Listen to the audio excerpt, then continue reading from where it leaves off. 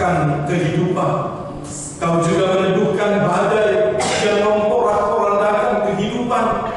Dan Kau Tuhan dapat membuat mujizat yang sejati di dalam kehidupan kami, anak-anak-Mu.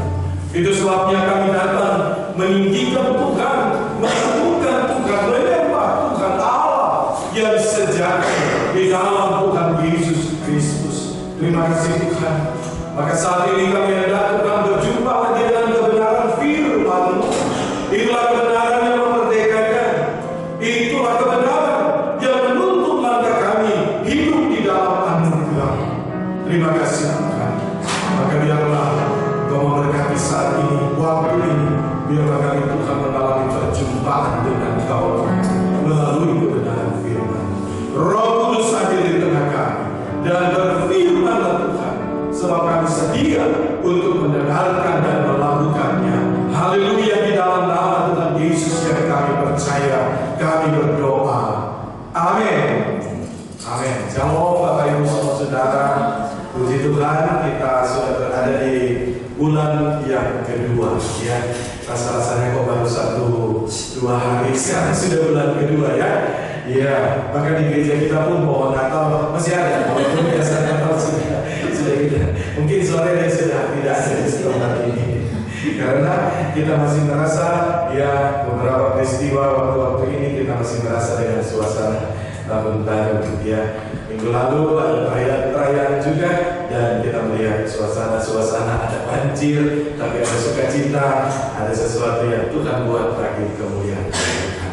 Baik Bapak Ibu dan semua saudara, kita hari ini akan merenungkan bagian firman Allah, di mana kita akan tahu bersama bahwa sesungguhnya, ya, Allah kita itu adalah Allah yang mempunyai rencana dalam hidup kita, supaya masing-masing kita menghasilkan buah bagi kemuliaan Tuhan, ya. Mari kita akan merenungkan bagian firman Tuhan bersama pada pagi hari ini. Bapak Ibu boleh mengikuti, di depan sudah ada, ya, judulnya atau tema khotbah kita adalah Anda di sini termasuk saya, ya. Anda adalah ladang Allah, ya. Mari kita mulai, kita membaca dulu satu ayat. 1 Korintus 3 ayat 9, kita sama-sama baca 2-3. Karena kami adalah kawan sekerja Allah, kamu adalah ladang Allah, bangunan Allah. Saya kasih huruf lebih besar fontnya, ladang Allah. Bagian yang kedua mari kita baca. Jadi di pasal 2 ayat 13. 2-3. Karena Allah yang mengerjakan di dalam kamu baik kemauan maupun pekerjaan menurut kerelaannya. Jadi Allah yang mengerjakan di dalam kita, Allah yang mengupayakan supaya hidup kita itu bertumbuh. Satu bagian tadi, mari kita baca, cukup panjang.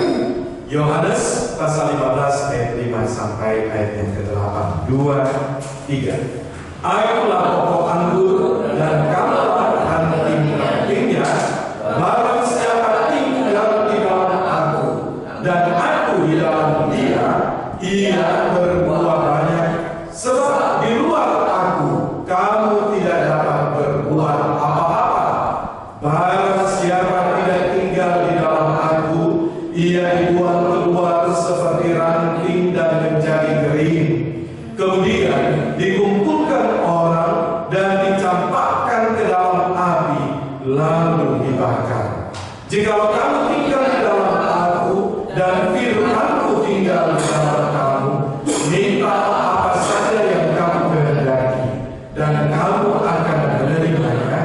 Dalam hal inilah Bapa-Ku dipermuliakan, yaitu jika kamu berbuah banyak, dan dengan demikian kamu adalah murid-murid-Ku.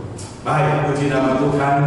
Bapak Ibu dan semua saudara, baik yang hadir dalam ibadah di tempat ini, Gereja Rasuli Indonesia, Kota Wisata The House of Restoration di Ruko Kompak G34 Kota Wisata, maupun saudara yang mengikuti melalui media sosial, baik pada hari yang sama secara live ataupun nanti di waktu-waktunya akan datang. Kita sungguh bersyukur dalam beberapa minggu di bulan Januari kita telah melihat bahwa sesungguhnya manusia itu dibagi dalam 3 kelompok, ya. Yang pertama itulah manusia yang belum diselamatkan, manusia yang jauh dari Tuhan, tidak mengenal kasih karunia Allah di dalam Tuhan Yesus. Itulah manusia dunia ini, ya. Lalu yang kedua digolongkan sebagai manusia yang bersifat, ya, sudah tahu siapa Yesus, ya, sudah percaya juga, tapi masih kalah dan masih hidup dalam kedagingan dosa. Tapi yang Tuhan mau itulah tipe manusia yang ketiga, itulah manusia secara rohani, yaitu dia sudah mengenal kasih karunia Allah, dia bertobat, dia menerima Yesus sebagai Tuhan dan Juru Selamat, dan dia belajar mentaati firman Tuhan dalam hidupnya. Nah, manusia rohani inilah yang dapat Tuhan pakai untuk menghasilkan buah bagi kerajaan Allah.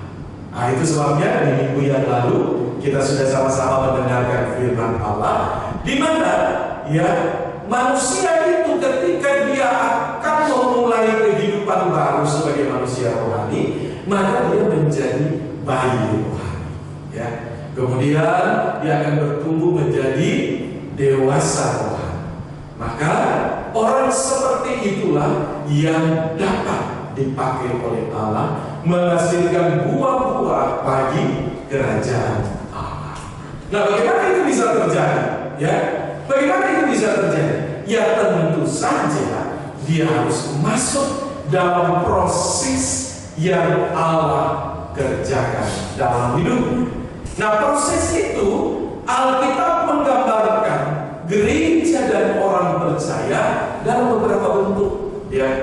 Ada proses seperti bangunan. Kalau membangun itu jangan di dasarnya apa? Pasir. Harus di atas dasar batu. Maka dengan kata lain, fondasi menentukan kekuatan daripada bangunan. Ya, saya buka satu news, ya, berita televisi, wah, saya terkejut.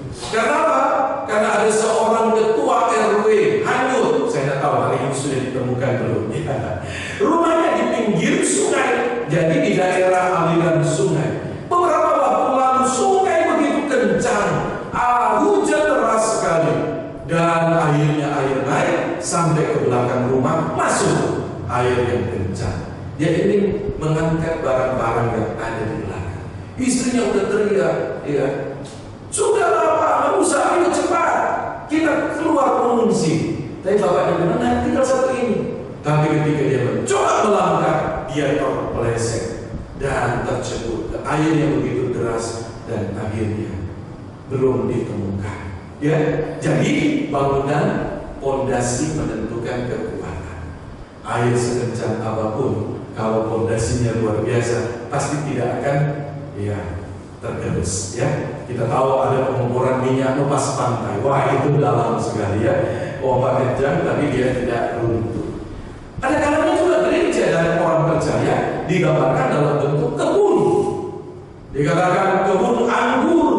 Tuhan tanam bagus-bagus, yang dihasilkan anggur yang asam. Wah, Tuhan tidak tega.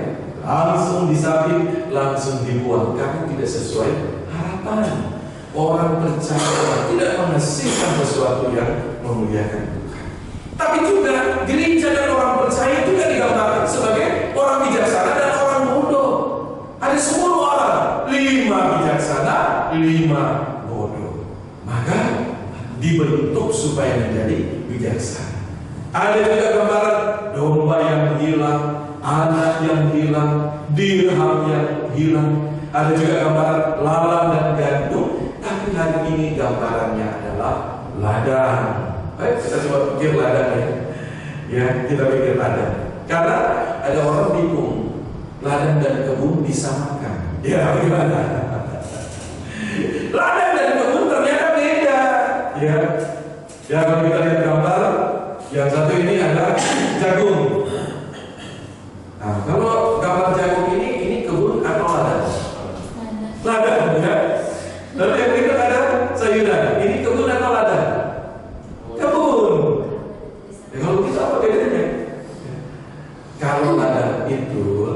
tanamannya musiman.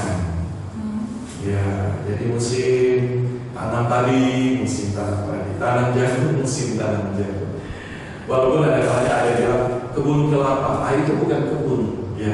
Kan kalau kebun itu luasnya nggak terlalu besar, ladang itu luas. Itu kesamaan dan perbedaan daripada ladang dan kebun. Tapi apa yang sama? Yang sama pasti. Yang pertama, kalau ladang dan kebun dia harus ditanam di atas media tanah, ya. Kalau hidroponik nggak bisa disebut ladang, nggak bisa juga disebut kebun, tetapi disebut ya hidroponik. Ya. Yang kedua, ya tentu saja harus ada bibit, ya, untuk ditanam. Baik ladang maupun kebun harus ada bibit, harus disiram, harus ada cahaya matahari. Walaupun ada yang membuat greenhouse, ya, jadi ditutup gitu ya, tapi tetap harus ada cahaya. Ya, harus ada air dan seterusnya. Nah, maka kita lihat kenapa Alkitab memberikan gambaran gereja atau orang percaya itu seperti ladang, sebab sifatnya ada musim, tidak selalu, ya, tidak selalu tanam padi, ada waktunya, tidak bisa. Nah, ini gambarannya. Walaupun sekarang kapan saja bisa ya, karena sudah ada rekayasa teknologi. Tapi ini kan konteks zaman itu. Bicara ladang itu ada waktunya. Maka ada waktunya gereja dan orang percaya hidup di tengah dunia ini, dan Tuhan menunggu menantikan apa? Hasil yang melimpah. Tidak selamanya. Dengan kata lain, tidak selamanya Tuhan izinkan kita bisa ibadah, ya, tidak bisa baca Alkitab dan seterusnya. Saya ingat di tahun 96 saya berjumpa dalam satu acara misi seorang pembicara di antara beberapa pembicara yang sangat dihormati. Namanya Abu Raco, ya. Tahun 49, ya, dia ditangkap karena dia pemimpin gereja. Masih muda, umur 26 tahun, rencana mau menikah, batal dan gak jadi sampai selama-lamanya. Karena dia ditangkap dan dia dimasukkan ke penjara Siberia. Ya, betapa penderitaan luar biasa, ya. Tapi sebelum dia ditangkap, dia sudah diberitahu melalui satu hikmat oleh Allah mempersiapkan jemaat Tuhan. Jadi dia punya Alkitab, tidak semua punya Alkitab, sebab Alkitab dilarang, tidak boleh. Lalu dia mulai baca. Alkitab ini 66 kitab, dia baca. Yang jago menghafal, dia kasih kitab Mazmur. Tugasmu hafal kitab Mazmur. Wah, yang kitab-kitab panjang, Kejadian 50 pasal, dia kasih yang pintar-pintar menghafal. Yang tidak terlalu pintar menghafal, dia kasih kitab Yudas. Satu pasal. Yang cuma sedikit-sedikit, dia kasih, dia bagi semua jemaat. Harus dihafal katanya. Sesudah bisa menghafalnya, boleh dibakar, boleh disimpan, jangan sampai diketahui oleh partai. Apa yang terjadi? Dia ditangkap, menderita dia, tapi dia katakan, ketika dia berbicara tahun 96, dia katakan, gereja bawah tanah telah bertumbuh luar biasa. Mengapa? Karena mereka menghafal. Lalu kalau mereka bertemu di hutan dalam ibadah minggu, bergantian. Jadi tahun ini mereka belajar kitab Kejadian. Yang sampaikan itu ya hafal kitab Kejadian. Luar biasa. Hafal. Luar biasa. Nah saudara, kita perhatikan di sini bahwa sesungguhnya kita orang percaya diproses oleh Allah supaya apa? Menghasilkan buah. Anggota cowok ini, ya, ketika ditanya bagaimana Anda bisa bertahan di dalam penjara Siberia, padahal Anda dipaksa dalam kerja paksa dengan kondisi yang sangat berat. Dia katakan betul, kami hanya tidur di atas tumpukan jerami. Kalau musim dingin di Siberia, walaupun bukan musim dingin aja sudah dingin, di musim dingin, ya, sangat dingin. Kami tidak diberikan selimut, baju kami sangat tipis, makanan kami itu tidak layak. Tetapi ketika dia masuk penjara, ya, dia punya ikat pinggang, ternyata dari kulit sapi, ya. Ketika dia mulai rasa sudah mau mati, dia teringat ikat pinggang kulit sapi. Dia mulai potong 5 cm. Ketika datang makanan, dia makan juga ikat pinggang 5 cm itu. Dan karena itu kulit sapi, maka mengandung apa? Protein. Ditambahkanlah usianya. Nah, bayangkan kalau ikat pinggang itu 60 cm, berarti dia bisa bertahan cukup lama karena tidak tiap hari dia makan kulit sapi itu ya adalah ikat pinggang. Tapi kalau sudah mau habis, dia minta, Pak, saya ikat pinggangnya sudah rusak, ya, tolonglah kalau ada orang yang datang beritahu. Nah, akhirnya dengan kode-kode tertentu selalu dikirimkan ikat pinggang dari kulit sapi. Bayangkan dari tahun 49 dan ketika peristiwa tahun berapa itu, di mana akhirnya para tahanan-tahanan dibebaskan, salah satunya dia. Luar biasa. Nah, ini proses. Jadi kita sedang dibentuk menjadi seperti ladang yang harus menghasilkan. Ada kurun waktu, tidak selalu, ya, tidak selalu. Tidak selalu kita bisa beribadah. Tidak selalu kita bisa membaca firman Tuhan. Tidak selalu kita ada orang percaya yang mendukung kita. Tidak selalu. Karena itu ladang. Tapi kalau kebun bisa setiap hari, ya.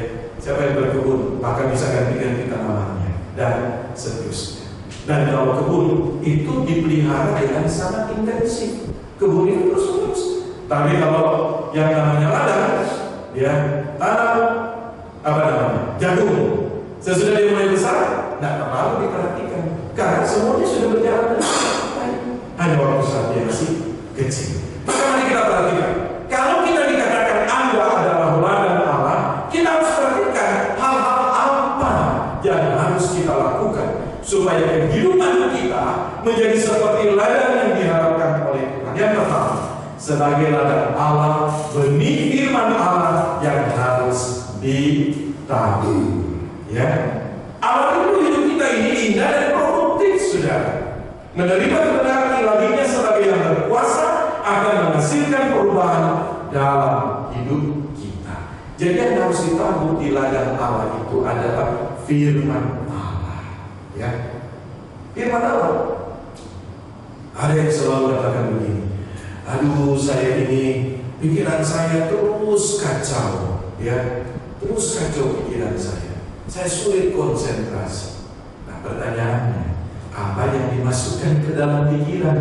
Ya, kalau yang dimasukkan dalam pikiran itu segala hal yang kacau, maka apa yang terjadi? Ya, pikirannya kacau, ya.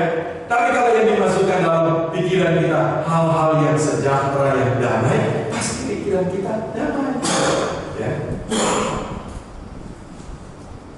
Ada yang katakan begini, baca saya. Pak, saya selalu bangun pagi itu saya baca kitab Mazmur, Pak.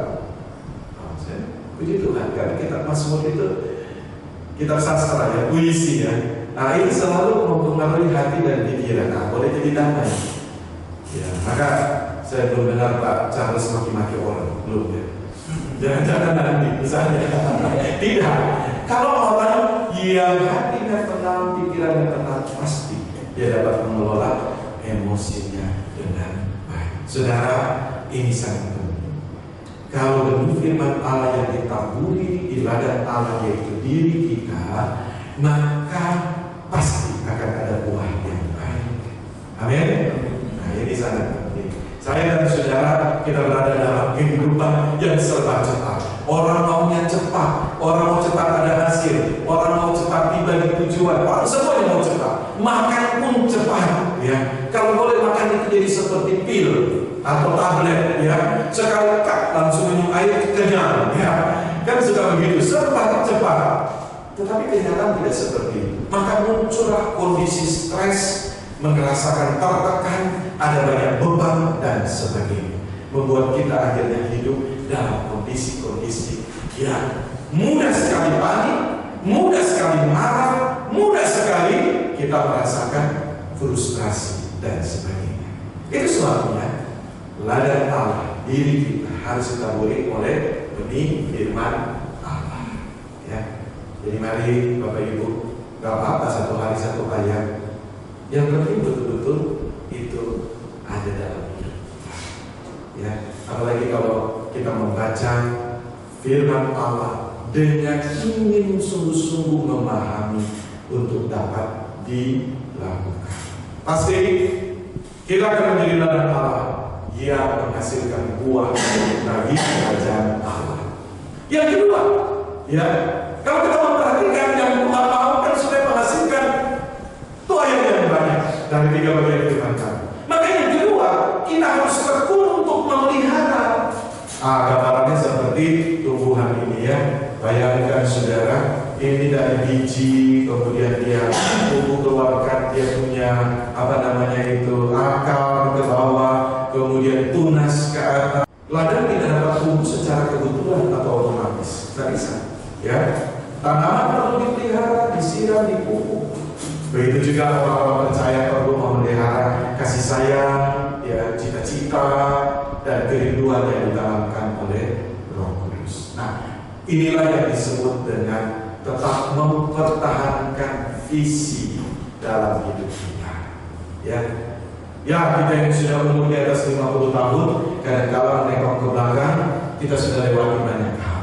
Mungkin ada kekecewaan, mungkin ada juga kegelisahan, mungkin ada sesuatu yang kita rasa tidak tercapai. Ya, kita tinggal serahkan kepada Tuhan. Tetapi yang masih muda akan berjuang mencapai itu, maka perlu ketekunan untuk memelihara. Sebagai ladang Allah, kita Tuhan sudah tentukan untuk menghasilkan sesuatu bagi kerajaan Allah. Kalau kita itu ibarat pohon jagung, jagung pohon atau buah? Buah ya, bukan pohon ya. Nah, yang kita jadi belajar ya, kalau pohon itu dia punya batang dan di dalamnya ada ya, keras gitu ya. Kalau jagung itu buah, karena buah tomat gitu ya. Jadi pohon, jadi bentuknya tidak seperti pohon ya. Kita harus tekun memelihara.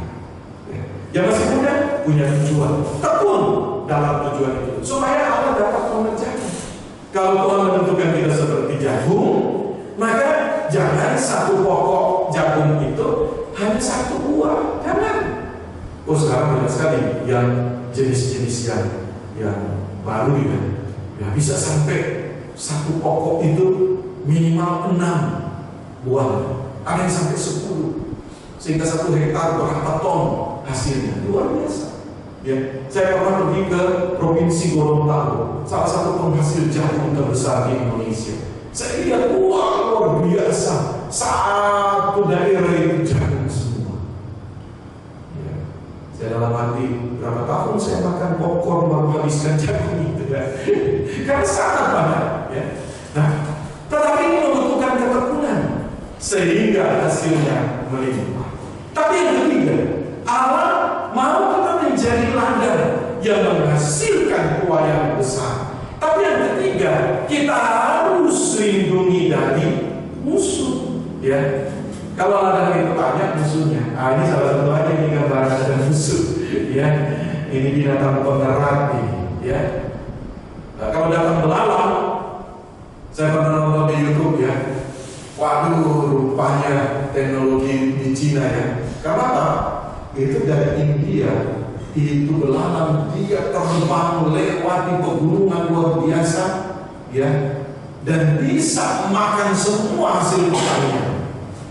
Nah, kebetulan itu pegunungannya luar biasa ya, berjejer itu sebelum masuk ke China. Nah, di wilayah selatan itu daerah subur. Nanti kalau ke arah utara, baru ada namanya burung gobi, burung taklamakan di arah barat. Nah, itu nggak perlu, nggak apa-apa, biar aja itu belalang pergi ke sana. Tapi di bagian selatan ada daerah Yunan, ini daerah subur, di mana sungai-sungai besar mengalir. Ya, sekali datang bermiliaran itu belalang, apa yang terjadi? Langsung habis, ya. Tanamannya kasihan, ya. Tinggal tulang-tulang daunnya, bahkan tulangnya pun sudah tidak ada. Karena ada musuh yang lahap semuanya. Nah, binatang pengganggu ini dapat mengancam produktivitas sebuah ladang. Kita bisa lihat teknologi mereka kembangkan. Jadi rupanya belalang-belalang ini dengan teknologi itu dapat dibuat mereka tidak datang. Jadi seolah-olah ada alat yang memancarkan suara yang manusia nggak dengar, tapi belalang bisa dengar. Ya, seolah-olah suara itu membuat belalang ketakutan. Ya, kalau datang kalian pasti dihabisi, gitu kira-kira ya. Jadi mereka tidak bisa datang, maka mereka berjatuhan di jalan, tidak maju lagi. Itu luar biasa. Nah, ada banyak musuh bagi pertumbuhan rohani kita, dan kita harus melindungi ladang Allah, yaitu diri kita. Ya. Ini sangat penting, saudara, sangat penting. Mengapa? Karena musuh-musuh itu ya menghancurkan kehidupan kita. Nah, kalau musuh itu sudah menyusup masuk, ya kita dikalahkan dari dalam, bukan dari luar. Satu waktu ada yang bertanya, mana lebih kuat berkelahi? Ya. Itu anjing berbulu hitam atau anjing berbulu putih? Maka semua orang langsung bilang anjing berbulu hitam. Kenapa bisa begitu? Ya, kalau orang kulit hitam lebih kuat katanya dari kulit putih. Apa betul? Ya kan? Nah, semua memang petinju-petinju banyak yang kulit hitam yang jadi petinju hebat, tapi juga kulit putih ada. Jadi anjing mana yang lebih kuat? Berbulu hitam atau berbulu putih? Ya. Jawabannya, anjing mana yang kita kasih makan lebih banyak? Ya. Berbulu hitam atau berbulu putih tidak ada masalah. Tapi kalau anjing berbulu hitam, nah dikasih makan 3 hari, tapi anjing berbulu putih dikasih makan terus, pasti anjing berbulu putih lebih kuat. Ya kan? Tapi bisa juga ya, dia berbulu hitam. Ya benar ya, karena dia sudah kelaparan, akhirnya dia pikir daripada saya mati kelaparan, lebih baik saya mati terhormat, kira-kira begitu ya. Sehingga aja dia berkelahi dengan sekuat tenaga. Tetapi secara pemikiran pasti dia mendapatkan makanan lebih baik, itu yang kuat. Nah, saudara, ada banyak musuh. Kalau kita izinkan musuh itu mendapat tempat dalam hidup kita, maka musuh itu bisa mengalahkan hidup kita. Itu sebabnya yang kita perhatikan, apa yang disampaikan dalam beberapa minggu ini membawa kita kepada satu kesimpulan. Proses menjadi dewasa di dalam Tuhan adalah proses di mana kita mampu menaklukkan musuh-musuh yang datang menyerang. Apa musuh yang kita rasakan? Itulah bagian-bagian yang belum bisa kita kalahkan. Apa yang belum bisa kita kalahkan? Kalau sebagai seorang siswa yang suka menyantet, nah itu musuhnya. Ya, sudah berdoa nih, Tuhan, saya ingin mengasihimu, saya ingin membuat hati Tuhan senang. Tolong saya Tuhan kali ini tidak nyontek, walaupun nilai pun jelek, saya siap Tuhan. Nah, udah dia duduk, ya, ujian nih. Tapi pertanyaannya banyak sekali dia tidak tahu. Lalu dia pikir, ini gampang kok, karena cuma memilih A, B, C, D. Ya, jadi bisa aja kan, pakai mata panjang untuk dia kiri kanan. Ya, ini mulai, dia akhirnya dia mulai nyontek jawaban orang lain. Ya, inilah musuh. Maka saudara, apa yang belum bisa kita taklukkan sekarang itulah musuh. Ya, apakah itu sesuatu yang kita sadari atau tidak sadari? Maka sekarang agar supaya ladang Allah itu menghasilkan buah yang berlimpah, lindungi diri kita dari musuh-musuh itu dan kalahkan.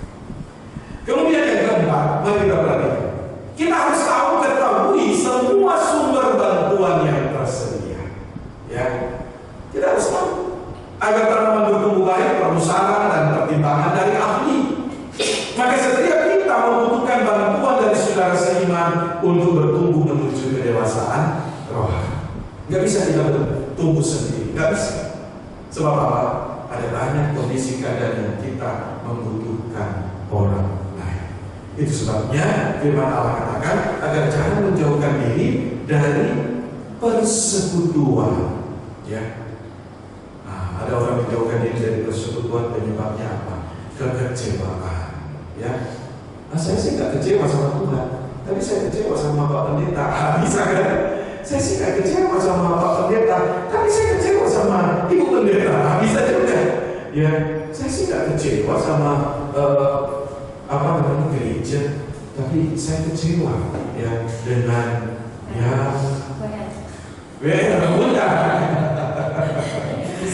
dengan beberapa orang ya, dan seterusnya. Saudara, kita membutuhkan.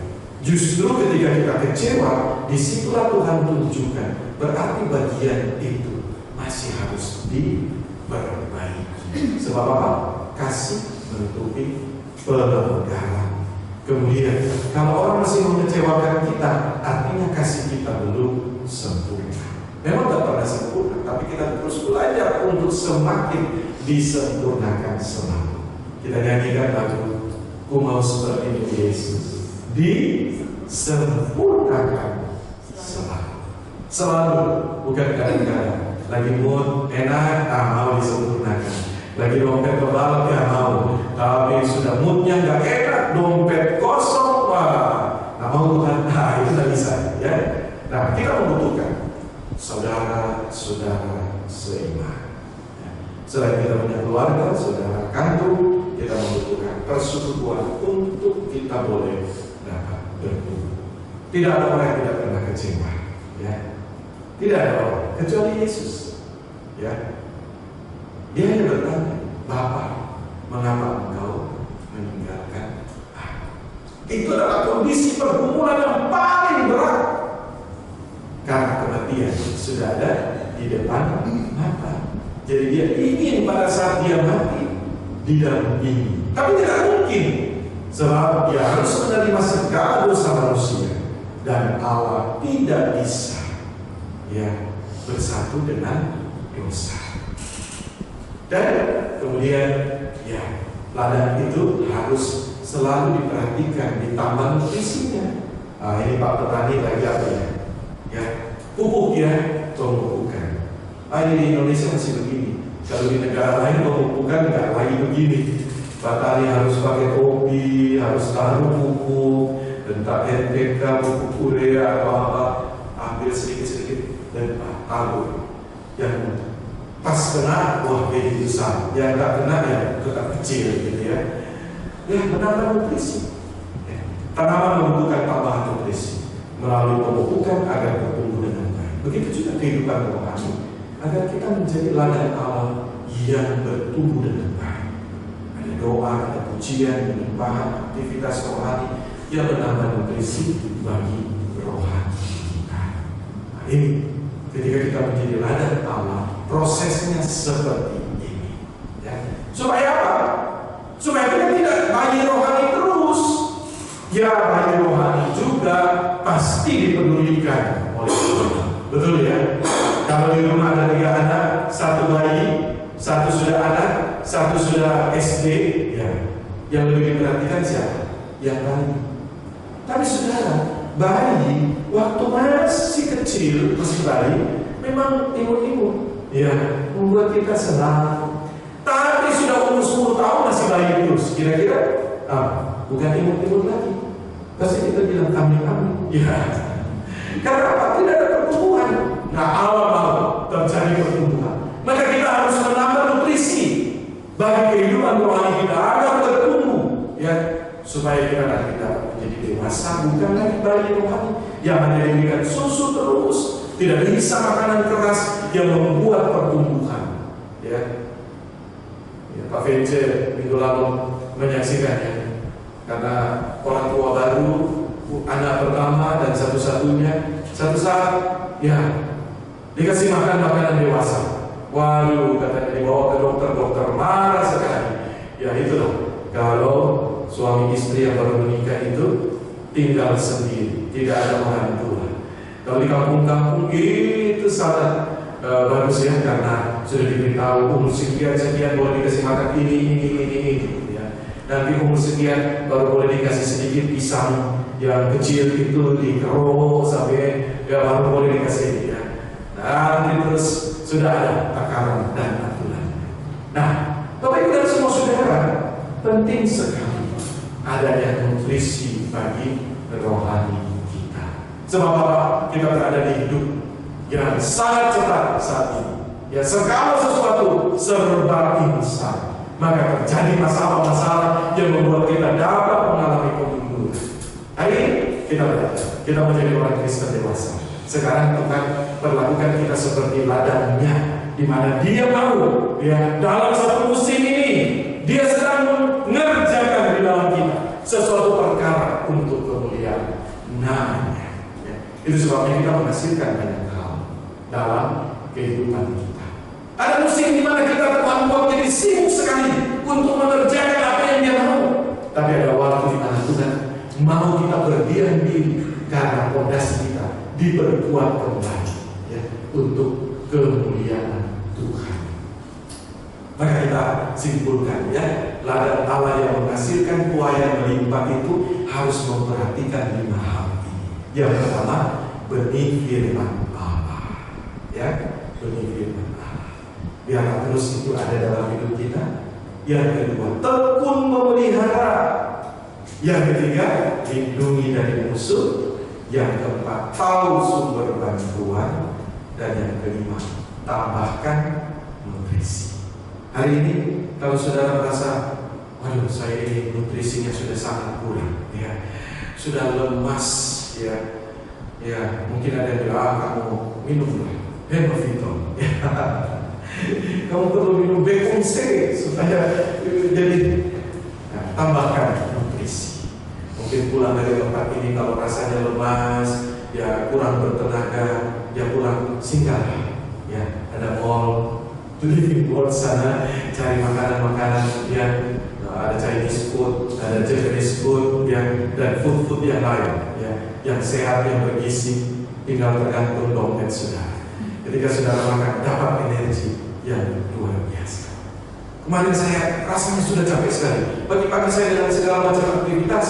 Lalu ada satu ibu, ya, suaminya sudah meninggal tahun lalu bulan September. Tapi saya sangat menyesal saya tidak dapat kabar itu, karena sang bapak ini adalah bagi saya juga orang tua rohani, ya. Tahun 95-97, 2 tahun ini, 2 tahun tersebut saya, ya, dalam mentoring mereka, ya. Lalu meninggal dalam usia 92 tahun bulan September tanggal 16. Tapi saya tidak dapat kabar. Tapi kemudian saya tahu hanya dari, ya, Facebook begitu, ya. Saya sedih. Tapi mau pergi juga kurang enak. Tiba-tiba dalam minggu yang lalu saya sering ditelepon. Nah, ditelepon. Ya. Pak Pendeta, tadi Pak Pendeta telepon saya. Saya bilang, Inang yang telepon saya. Tapi saya terkejut karena dia telepon pakai nomor HP suaminya.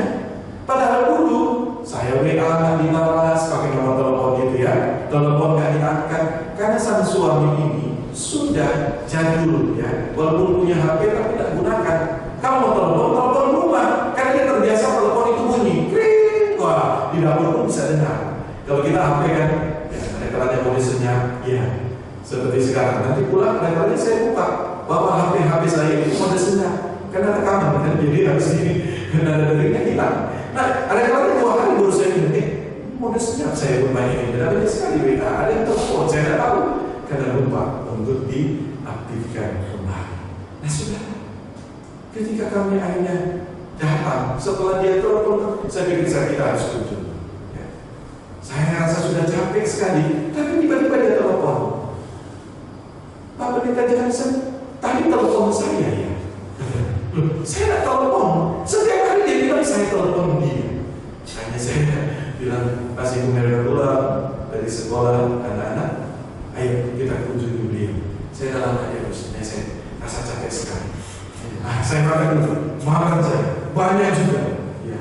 Walaupun rasanya, ya, lemas, tapi ketika di mobil sudah mulai timbul tenaga. Dan akhirnya ketika duduk bersama dengan Inang itu 1,5 jam, saya rasa kok saya tambah segar gitu, ya. Pulang pun tambah segar. Kenapa?